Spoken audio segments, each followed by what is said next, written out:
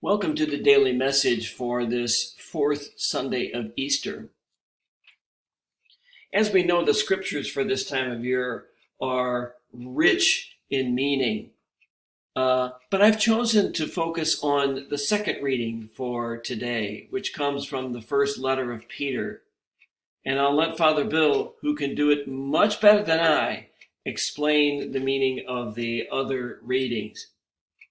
I noticed in the first letter to Peter that it says, "If you are patient when you suffer for doing what is good, this is a grace before God." It made me think of all the suffering that so many people are going through at this time. The social isolation, those who are sick, those who have to go to the hospital and are even put in intensive care, the family members of those who are sick, those who are on the front lines, either because they work in healthcare or because they work at the grocery store or the pharmacy or some other essential service.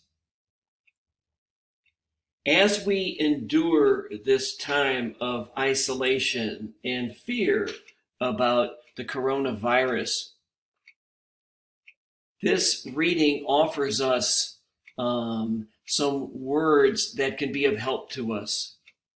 If we can be patient during this time of suffering, then as the author of the letter of Peter tells us, this is a grace before God.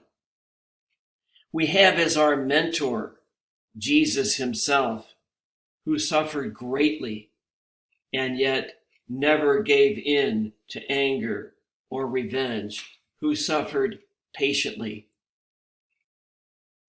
As we continue to go through this very difficult and unusual and unprecedented time, let's keep in mind the words of the first letter of Peter, and let's keep in mind the example which Jesus has set for us. Have a wonderful Sunday. Thank you once again for watching. I look forward to being with you in person once again, whenever that might be. Take care.